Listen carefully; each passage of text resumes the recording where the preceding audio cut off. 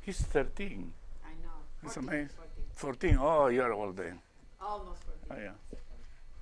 I was 13, so you're old. The beginning has to be very more rhythmical. Remember, it's pam, pam. Whatever tempo you play, some people play faster, some people play slower. Rachmaninoff plays this fairly slower. It's amazingly. I haven't heard this in a long time, but when I heard him, I thought, my God, this is. I never heard so slow. And nowadays, everybody plays prestissimo, But after all, this is a valse. Some kind of. We have to maintain some kind of 1, 2, 3, But anyway, it's in one do. But it's rhythmical. Pam, pam, pam, pam, pam, pam, pam, pam, pam, pam, pam, pam, pam, pam. Don't play my tempo, whatever tempo you want to play. But you change the tempos already there, and you have to almost think of a conductor in this little bands, and they're going to play this pom pom pom pom pom pom pom. Anybody wants to say something? Now this is something.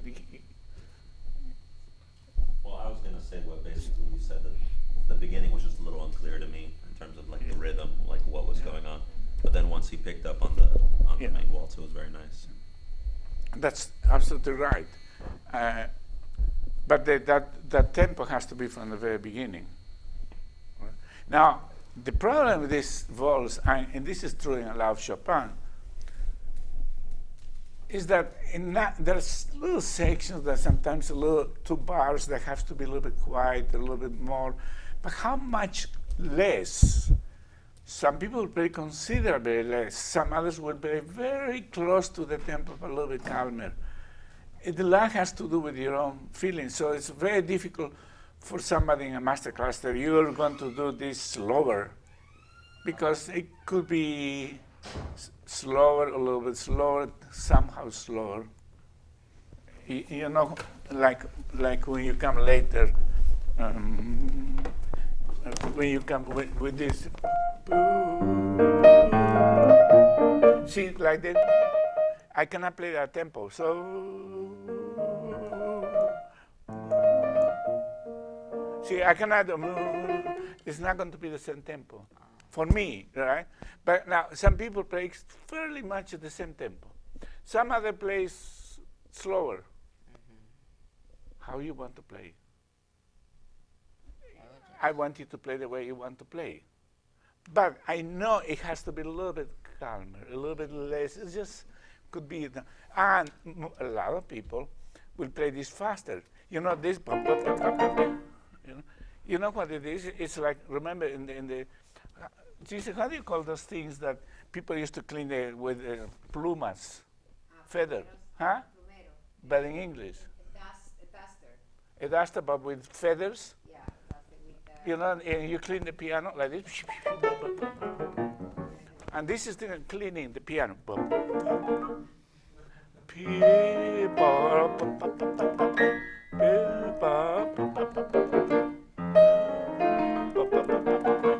You understand? And they're not quite the same tempo. Because one is tira, very lyrical, and there's pa pa pa pa pa pa. It's almost like two different persons.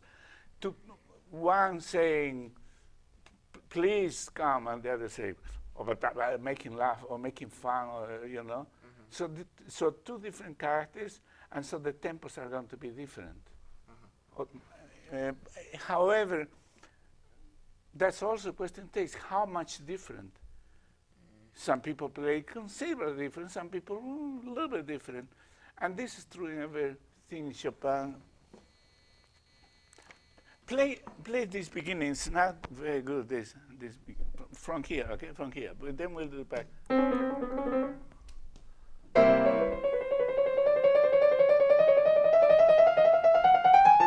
See, for me, I'll tell you what I think, okay? And I want you to play for me this one. 1, 2,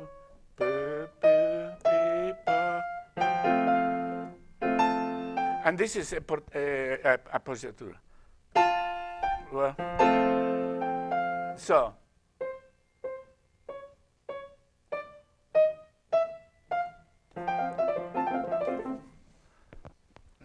Could you play? Now, just play this with one finger, like this. Play loud, so. Like this. Let me try again.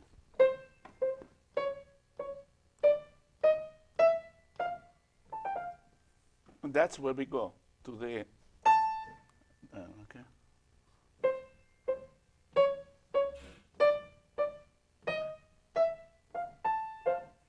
No, there's no repeater. It's 4, okay? 1, 2, 3, 4. 1, 2, 3, 4. 1, 2. That's better. Okay, it's 4, 4, 1. Okay, but louder, echo. Okay, 1, 2, 3, 4.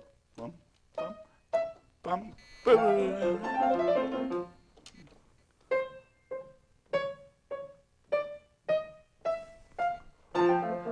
Now listen to that. It's not like a chair. No,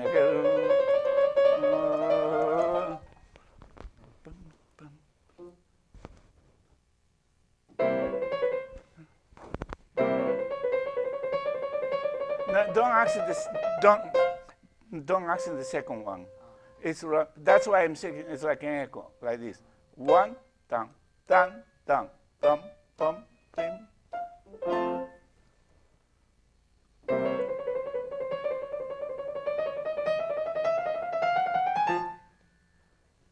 Now start softer, climb to the. But also it has to be a little more leggero, okay? And a little bit less legato. This is one of the things I was talking to who played Chopin for me this morning, right? And I was saying, Chopin writes a lot legato, but we don't play it to legato, okay? It has to sound legato. But if you play this really legato, it will sound too loud because you are playing too long. But more leggero, less legato, so that you don't stay so long on these keys. Maybe that also not. None of these things are legato. You have to. Also, Chopin has the tendency to do a lot of slurs. Sometimes, like in one of the Chopin nocturnes, a slur like 2 pages long. That is shape, phrase, and often legato, but not all the time. So much of what we play Chopin has to sound legato, but we don't play legato. I don't know if this makes sense. We have to play non-legato so it sounds legato.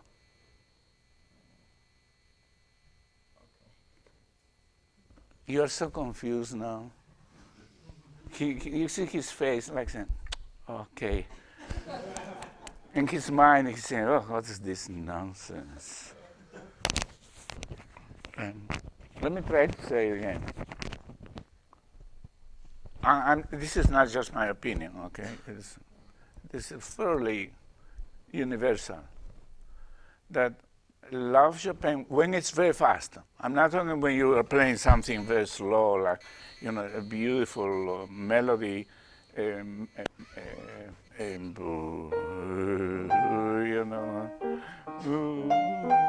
think it's the legato, and we play different with this, and the fingers are a little flatter and weight, and that legatissimo legato. But I'm talking about when it's very fast.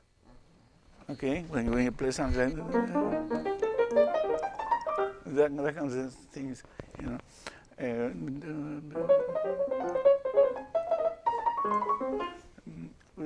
If you play legato, then the finger stays a little bit longer on each key.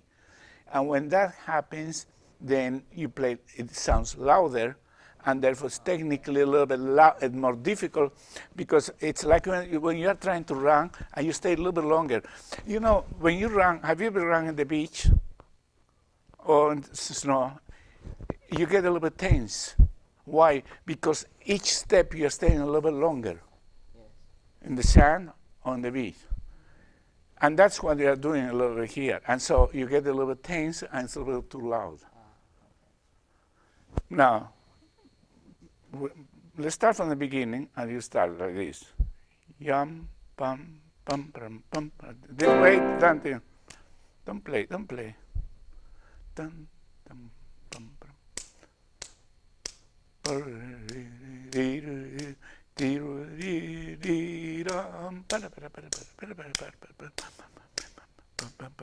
That's what's exciting. So later when you hold back a little bit the tempo, it's so obvious, so clear, so transparent. And you, I'm sorry, don't try my tempos. Try your tempo, but one tempo, okay? Let's try the beginning.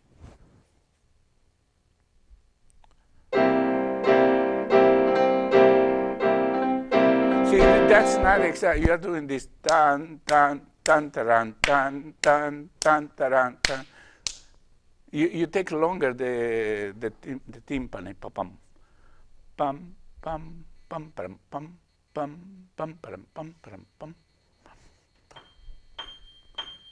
Okay?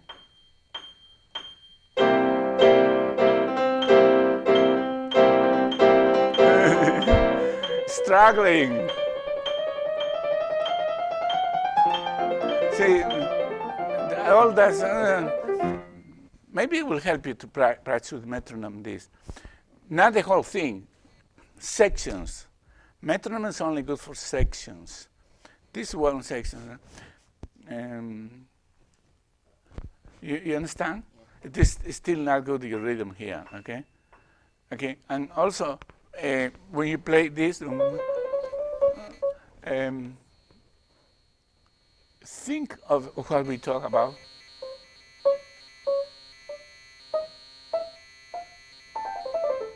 Think of that, okay? Then instinctively, or those notes will come out clean, but with an accent. Because if I don't mean for you to do accents, I don't mean da, ra, ra, ra, ra. That's not. It's supposed to be all clean. In fact, the audience doesn't hear anything but very smooth. Okay, but we in our mind are going 1, 2, 3, dun, dun, dun. That's in our mind, and it helps us the rhythm. And helps us technically, but we are not necessarily playing accents. Is that contrary? Did that make sense or no? What about besides Luis? Anybody else thinks I make sense? Giselle, do I make sense to you? Makes sense. What do you say? But you love me, that's why it makes sense. Thomas has something to say. Huh?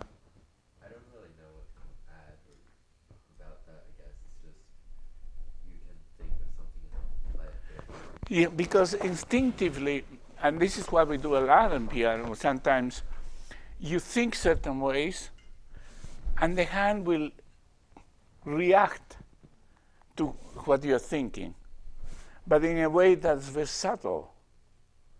But if we want to do accent, then we can purposely, consciously play that note louder, and that's not what he wants. Okay, so a lot of the rhythm and playing rhythmically is to think correctly, and instinctively the fingers will react to that. Are you following me? The fingers react to the brain. Now, one of my, when I talk to you on Thursday in my presentation, I am going to complain that piano teachers usually do the opposite. You know, the finger does not react. When you walk, right, and you have something in mind, let's say you are going to leave this room, right? In your mind, you are saying, I'm going to leave this room. And so you have to make a right turn and then a left turn. You don't have to, your feet are not, you're not going to say to your feet, now move your feet this way. When I make, and now with the left, now move the feet this way. Your feet, you're not aware how your feet are doing. But because in your mind you have a sense of direction, your feet will take you there. And to a great extent, fingers behave that way. When you have in mind something, the fingers will try to do that. Not necessarily instantly, especially it's difficult, but if you work out, they will always do that which you have in your mind. But always remember this. The fingers act as a direction on the direction of the mind. Okay? Always. They do what you want. So you have to think what you want to do. The problem is that a lot of the teaching is done in a way that thinking is deleted almost from your practicing. And you start practicing without thinking. And so that's what I'm going to talk about Thursday. Therefore, you need to practice hours. Maybe before Thursday, you could all look what classical conditioning is. Anybody heard of that? Who did? You don't? It's like a form of conditioning, just training the mind. And I don't know exactly what it is. Could you all look what classical conditioning is in psychology? It's extraordinary. It's a professor in psychology departments, they teach a whole year or 2 years, and they specialize in nothing of classical conditioning. But I don't want to spend time because it's a very complicated subject, and I am less than amateur. I actually took lessons with the psychologist at UCLA. I wanted him to explain to me classical conditioning so that I could write in my book. And then I realized that it's a subject that's beyond my ability.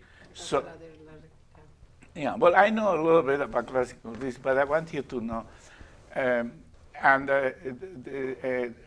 Most people know that classical conditioning started in Russia, right, Paulina? Who started that? Yeah, but I wanted Paulina to answer. Do you know who Ivan Pavlov is? Yeah, roughly. Roughly. Do you know the experiments he made with dogs? Yeah. Yeah. He just basically, he trained a dog to salivate when the bell sounds, okay? But how do you do that? You do that by repetition. And this is the beginning of classical conditioning, which later on it got very complicated. It has all kinds of different names. Behavioralism, which is not quite the same. This another one, I forgot now. But he trained the dog to salivate because there was always food presented after, and then the food was... Well, that's what it is. The bell, salivate, that means food. Right. That means food, and therefore, but you could put food in front of the dog. Without the bell, he would not eat, because he was trained to do that only when the bell sounds. But that's only possible, and the dog does not have a mind. In other words, this is a reflexive action, and because he's not thinking and say, "Oh my God, it's time for me. The bell's going to sound." It's a reflexive action, and basically, classical conditions the way we are teach piano. We are pets. The bell sounds and we play, right? And that's my main complaint. So I don't want to talk classical condition. It's because I feel inadequate in this a very complex subject, but it's also a very often comparison to the way piano teaching is done. So the reason why I say that is because the way we think affects our playing. You follow me?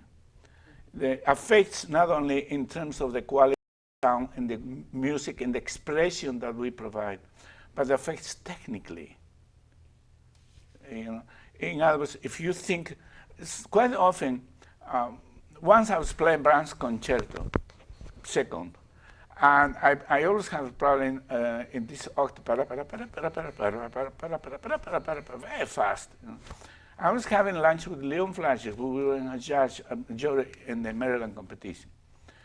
And I said to him, I always have problems with this. And he says to me, think this way. And he told me how to think. Oh my God, never had problems again. It was so much easier. And I also felt like an idiot because I said, why didn't I think of that, you know? But it's amazing how the way you think, I think I was thinking of it too, I think, but if goes C, and then the others are become lighter, and you're playing faster and more. So quite often, what I was just telling him at the very beginning, right? You could play more rhythmically if you think pam, pam, pam, pam, pam, pam, para. Now in your mind you are playing. You'll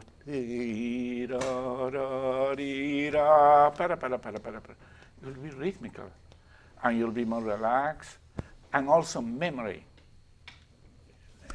This is what we studied some, especially here in Eastern Conservatory thing, Schenker analysis. Who knows Schenker analysis? Do they teach here in Miami? Yeah. I studied it in my theory class, yeah. Yeah. What book did you use? I don't remember. Schachter? What? Felix Sulzer? Karl Schachter? I don't remember the book. It's probably a main used in universities for teaching them. So what is structural hearing? It's called that we hear, like in this case, the structure of the piece, and so it's so much easier to memorize. You're not memorizing 100 notes. You're memorizing 12 notes, which are the structure, and allows you to remember the rest. What happens when you don't remember, when you don't memorize anything and you memorize by repetition, then that's a crime. And unfortunately, that's what happens now. That's classical conditioning. You learn by repetition, and that's why you have to practice 8 hours a day sometimes, which should be forbidden by law. Because if your brain is not working, then you have no choice but to learn by repetition. But if your brain is working, you practice 2 hours and a half, period, or 3. Martha had never practiced less than 3 at midnight.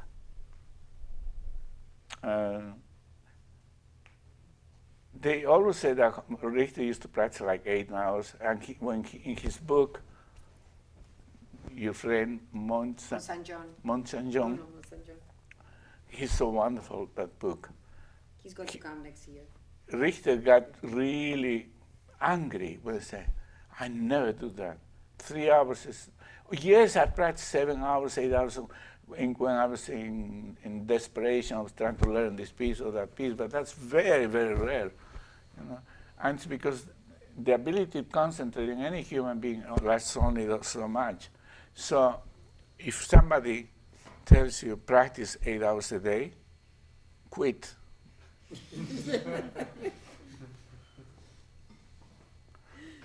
Okay, let's keep going. Let's go back to Chopin, okay? When was Chopin born, by the way? 1816. Well, less. 1810. Whenever you talk about Schumann, Chopin, Liszt, or even Mendelssohn, and if you don't know the year, just say 1810. You'll be very close. Mendelssohn 1809, Chopin, Schumann 1810, and Liszt 11. So it's very close. I know they made fun of me in the first summer because I happened to memorize, or I don't memorize, I just remember a lot of births. Remember that Afro-American lady, he said that I know the cousin of Schumann. She made a caricature of me, making fun of the fact that Yeah. making fun of the fact that I Really? that's right. Making fun of the fact that I remember all these dates, and I don't try to. Well, I think it's important because you place them historically where they are. Let's do once more from the beginning, okay? And try to play rhythmically.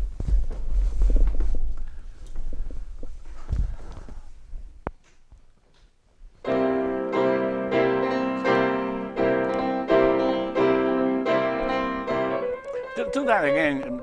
Try that again. It's just I want to see whether you play that. Oh, okay, yeah. That's I don't know. Maybe the rhythm is because you do this. What key is this? Okay. Oh, they say okay. You played right, and then goes. You have to go back to here. Maybe you experiment.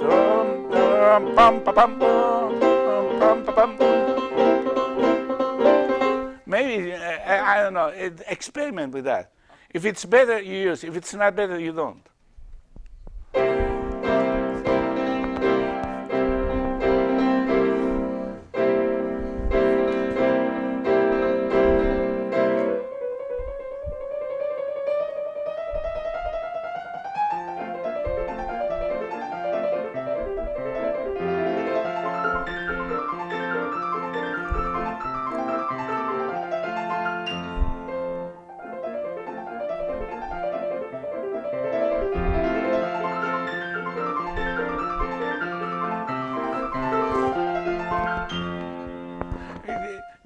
In general, normally we will not do any slow. You slow down here and here.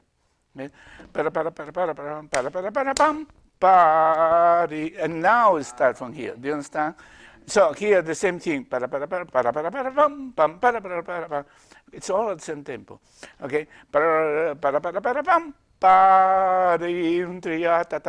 Now you whatever you want. Right? But if you slow down here, then you spoil that, okay? All right, we won't go that again. Let's keep going from here, okay?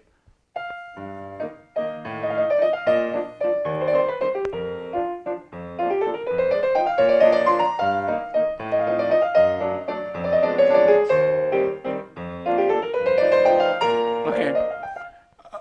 Also, it could be, I know it says 40, right? 40, sometimes he means 40, sometimes he means 40. What does that mean? I don't know what it means. I don't know what I just said. It cannot be so forte here. It's mezzo forte, because it's so lyrical. It's not really forte. It's not para, you know. It's, if you put words, it will be something like, how lovely I'm going to see you again, you know. But you don't go say, I'm going to see you. So that forte is almost, it's Chopin's fault. It's all misplaced. Also, I have a book. Unfortunately, I had, because some professor hasn't returned and he will never return again. I had a book of Chopin waltzes. I don't remember if I have this, unfortunately, but I have, let's say, one waltz, like 4 different versions that he wrote. The same waltz, but what happens is that he will dedicate to Gisela one day, and then he loves somebody, and then he will dedicate to Andrea, and then he will dedicate, one waltz he dedicated to 3 different ladies, in different towns, in different cities, of course, and each one has slight differences. Right? So one has forte, the other has piano. So well, after that, I lost a little bit I don't follow Chopin's markings very faithfully. I follow Beethoven's markings very faithfully because Beethoven was extremely careful, and so was Debussy, and so was Bartok. Chopin, sometimes. Brahms, even less. Because Beethoven was completely different. He was so careful to write everything, every information, the dynamics, the accent, the legatos, staccatos. But it's the question is that here, this is very lyrical, so you don't want to scream, right? Play that again.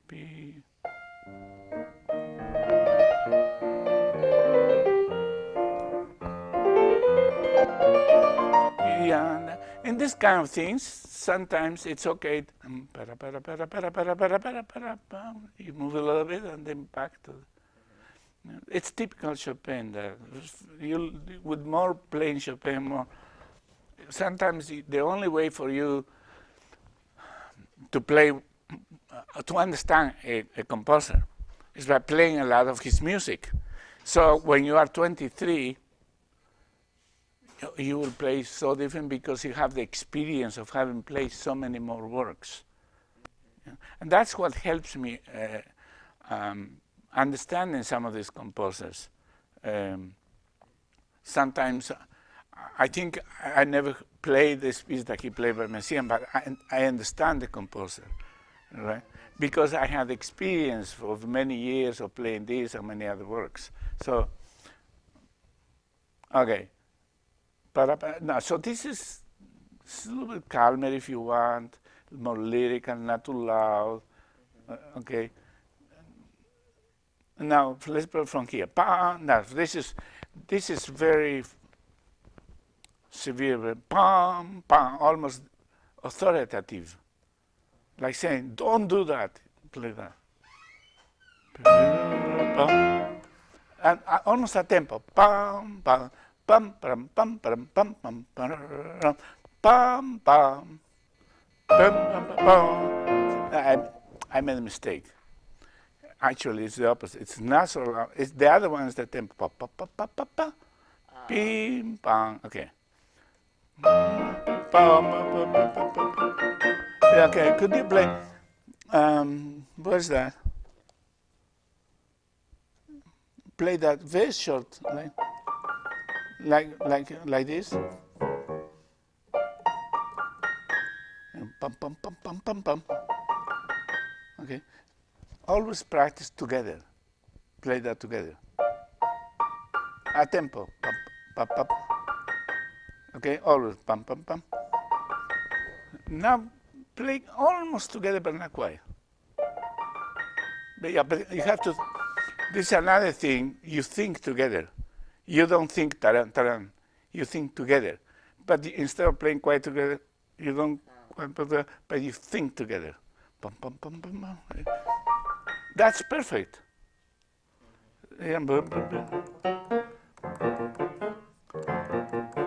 That's my finger, by the way. Don't do that.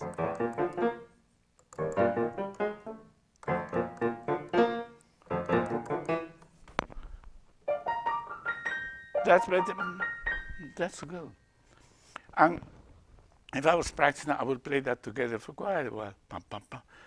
Maybe a few days, maybe a week, maybe 2 weeks. And one day, maybe a few days before the concert, I'll say, oh, I shouldn't play together anymore. Pum, pum, pum. But it will almost sound like that. But in others, the reason why I will practice together is so that I get used to think together. Okay? So let's do Pim, Brown.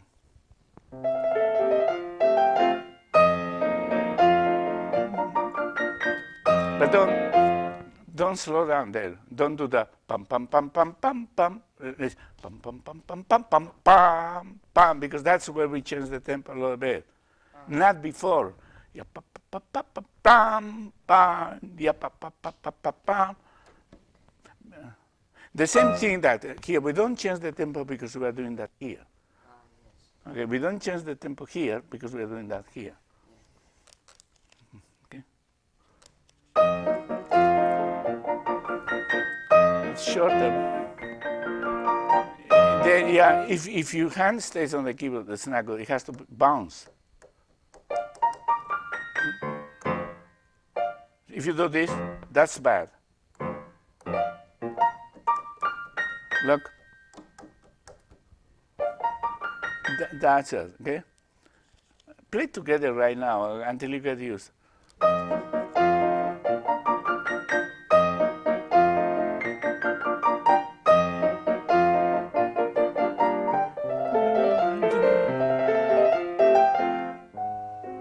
Oh, I love that. That's this is the most beautiful moment.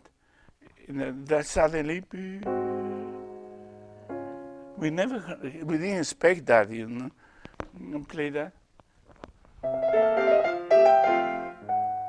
And you could take all the time you want. As if you're saying to somebody very beautiful, you're beautiful. Play that.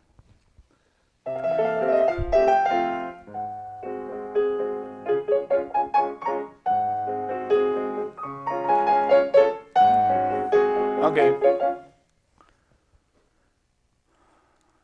Make sure you count 2 bars here, okay? Because it's slowing down, right? But you know, but then some pam pam pam pam pam pam pam pa pa pa pa and 2. Pa ya pa pa pa pa pa pam pa ya pa pa pa pa pa pam pam pam pam pam. Rhythmical. Just as the very beginning was very rhythmical, this whole end is very rhythmical again. Because that's what's exciting. Excitement comes from rhythm. Excitement comes from very strong rhythm. So the people are doing this with their feet, or with their hands, or with their feet. Dun, dum, bum, bum. Luis, play at least one dance. Okay. Bravo. Let's wait. Applause.